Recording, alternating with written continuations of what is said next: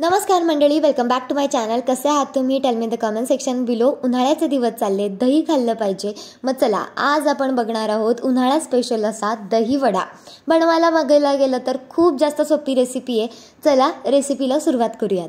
सगळ्यात आधी तर 1 वाटी उडदाची डाळ जी आहे ती मी कोमट पाण्यामध्ये 4.5 ते 5 तास भिजत घातली होती आणि ती भिजत घालत असताना एका प्लास्टिकच्या कंटेनरमध्ये ती भिजत घातली, जेणेकरून त्याला व्यवस्थितपणे मला झाकण लावता येईल असं.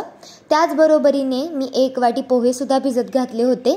आता डाळ कशी कळते आपल्याला की ती व्यवस्थितपणे भिजली गेली आहे? हातावरती डाळीचा तुकडा पडला की समजायचं परफेक्ट डाळ भिजली गेली आहे. मग ती बारीक करून घेऊयात. मग 2 चमचे घ्यायचे डाळीचे आणि 1 चमचा पोह्याचा, असं प्रमाण ठेवून मी ते मिश्रण जे आहे ना ते ग्राइंड करून घेत होते. अगदी स्मूथ टेक्स्चर ठेवायचं त्याचं. बारीक करत असताना जास्त पाणी त्याच्यामध्ये टाकायचं नाही. इथे क्वांटिटी खूप कमी होती कारण मी फक्त 5 लोकांसाठी हे वडे बनवतीये. मग म्हटल्यानंतर 1 वाटी डाळ पुरेसे पडते बरं का. इथे फक्त मग 3च भांडी झाली होती. इथे खरं कष्टाचं काम पडतं ते म्हणजे की आपल्याला हे बॅटर जे आहे ते पूर्ण असं हलकं करून घ्यावं लागतं. जसं मी तुम्हाला व्हिडिओमध्ये दाखवतीये तसं त्याला व्यवस्थितपणे हाताने फेटून घ्यायचं. चवीनुसार मीठ टाकायचं. आता हे ओळखायचं कसं? एका वाटीमध्ये पाणी घ्यायचं आणि त्यामध्ये 1 गोळा टाकायचा वड्यांच्या पिठाचा.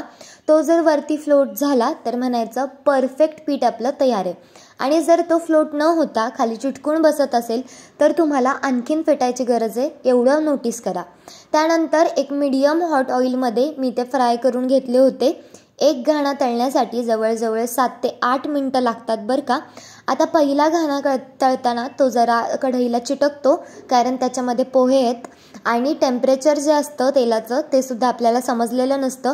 त्याच्यामुळे पहिला घाणा तर चिटकतो पण दुसरा आरामात निघतो. आता दही वड्यांसाठी दही करून घेऊयात. इथे मी घरचं दही वापरलं आहे, त्याच्यामुळे कन्सिस्टन्सी त्याची तुम्हाला जरा पातळ दिसत असेल पण ते आंबट पण असतं, त्याच्यामुळे मी जास्त साखर घेतली आहे. तुम्ही संपूर्ण विकतचं दहीसुद्धा वापरू शकता पण घरी दही असल्यामुळे मी ते घरचं दही वापरलं आहे. त्याच्यामध्ये फक्त आपल्याला 3च गोष्टी टाकाव्या लागतात. चवीनुसार साखर, त्यानंतर मीठ टाकायचं, सेंधव मीठ टाकायचं आणि त्यानंतर आपल्याला त्याच्यामध्ये चाट मसाला टाकायचा.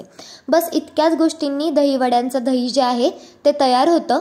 आता दही वड्यांसाठी वडे भिजवत असताना डायरेक्ट तेलातून सोडून आपल्याला पाण्यामध्ये सोडायचेत आणि फक्त 5 ते 7 मिनिटच आपल्याला ते पाण्यामध्ये ठेवायचेत कारण ते ऑइली असल्या कारणामुळे ते लगेच पाणी शोषून घेतात.